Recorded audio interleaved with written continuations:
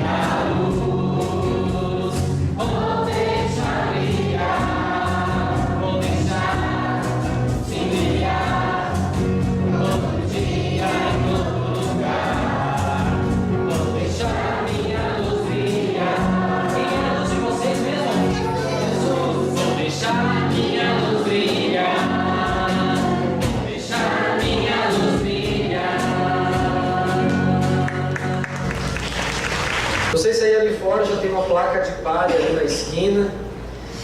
Daqui a pouco já tem um proibido estacionar, não fume, cuidado, risco de choque elétrico, olhe a lombada eletrônica, mantenha a porta fechada.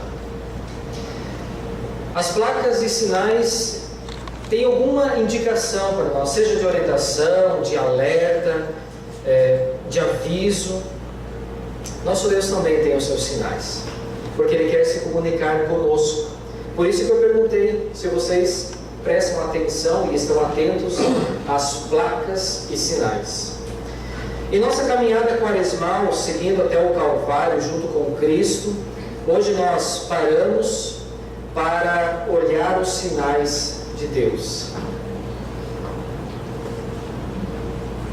E alguns desses sinais nós vimos nessa leitura há pouco do Antigo Testamento, tanto do Evangelho quanto de Números, onde a gente viu algo que a teologia fala, ensina, que é o tipo e o antítipo. Algo que é sinalizado pelo próprio Deus em sua palavra.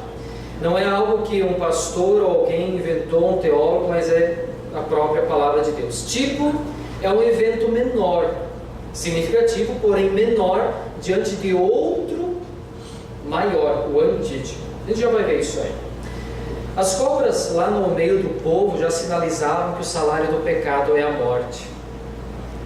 Na verdade é um sinal estranho, não muito comum para Deus, que é misericordioso.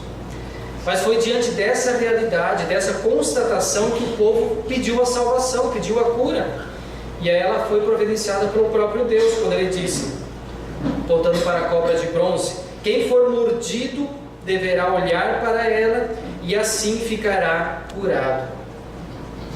Mas esse olhar não era apenas um olhar rápido, de passado, mas é um olhar com fé, porque era preciso crer nesse sinal de Deus. Imagina olhar para uma cobra de bronze no alto de um poste.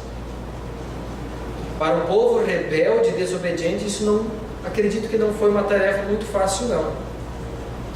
E muito menos lá no deserto, ninguém fazia ideia de que a cobra era um tipo de Cristo, que é o antítipo, o evento maior. Como foi dito no texto, assim como Moisés no deserto levantou a cobra de bronze numa estaca, assim também o Filho do Homem tem de ser levantado para que todos os que crerem nele tenham a vida eterna. A cobra num poste foi um evento impactante e eficaz, porque era um sinal da misericórdia de Deus, porém menor diante do Filho de Deus pregado na cruz. Por isso, tipo menor e antítipo, o evento maior. Enquanto que a cobra era inofensiva lá no alto daquele poste, O nosso Senhor Jesus era inocente no alto da cruz. Enquanto que os pecadores de antigamente são exatamente como os pecadores de hoje, nós, o veneno das serpentes é como o veneno do pecado, ambos trazem morte e condenação, mas a diferença está entre o tipo e o antítipo, porque a cobra de bronze era sinal de cura e vida, enquanto Cristo era a própria vida. Ele disse: eu sou o caminho, a verdade e a vida. Você crê nisso? Então olhe para a cruz com fé, porque não é um mero sinal de uma coisa qualquer. É o Cristo que abandonou a cruz, inclusive por cada um de nós. Meus amados, se eu fosse perguntar agora qual o versículo mais conhecido da Bíblia, acredito que a maioria de vocês ia falar em João 3,16, certo? Talvez o mais conhecido da Bíblia. Mas ao invés de afirmar, ler esse versículo como uma afirmação, como ele está, eu quero fazer a leitura como uma pergunta. João 3,16, o início como uma pergunta: por que Deus amou o mundo tanto? Por que Deus amou o mundo tanto? Mesmo sabendo que esse termo mundo aqui no Evangelho significa a humanidade que foi alvo do amor de Deus, não esqueçamos que o mundo e os seres humanos são maus, são pecadores. E eu vou dizer uma coisa para vocês: foi exatamente por esses que Jesus deu a vida. Foi por esses que Jesus morreu. Mas afinal, por que Deus amou o mundo tanto? A palavra tanto, lá no texto grego, dá ênfase ao João 3,16, a todo esse versículo. Nós poderíamos ler da seguinte maneira: foi assim que Deus amou o mundo. Deu seu único Filho para que todo aquele que nele crer não morra, mas tenha a vida eterna. Isso foi tanto a ponto de Jesus ter sido pregado e morto na cruz. Meus amados, leiam e ouçam esse versículo com muita atenção, como um sinal de Deus, porque ele fala de vocês, fala para vocês. Se vocês querem saber ou conhecer mais o amor de Deus, então olhem para a cruz, pois foi assim que Deus amou o mundo. Foi assim que Deus nos amou. Notem que o olhar, a atenção, não está mais nas cobras que nos picam e nos envenenam, nem na cobra de bronze, senão no Cristo crucificado. Tem que olhar para Ele, pois aquele que crer nele terá a vida eterna. Eu quero convidar vocês a abrirem suas Bíblias em Efésios 2, para lermos o texto da epístola de hoje, pois ali nesse texto fala também a respeito desse presente dado por Deus. Efésios capítulo 2, do versículo 1 até o versículo 10. A leitura da epístola de Paulo aos Efésios 2, 1 ao 10. Da morte para a vida. Antigamente, por terem desobedecido a Deus e por terem cometido pecados, vocês estavam espiritualmente mortos. Naquele tempo, vocês seguiam o mau caminho deste mundo e faziam a vontade daquele que governa os poderes espirituais do espaço, o Espírito que agora controla os que desobedecem a Deus. De fato, todos nós éramos como eles e vivíamos de acordo com a nossa natureza humana, fazendo o que o nosso corpo e a nossa mente queriam. Assim, porque somos seres humanos como os outros, nós também estávamos destinados a sofrer o castigo de Deus. Mas a misericórdia de Deus é muito grande, e o seu amor por nós é tanto, que quando estávamos espiritualmente mortos por causa da nossa desobediência, Ele nos trouxe para a vida que temos em união com Cristo. Pela graça de Deus, vocês são salvos. Por estarmos unidos com Cristo Jesus, Deus nos ressuscitou com Ele para reinarmos com Ele no mundo celestial.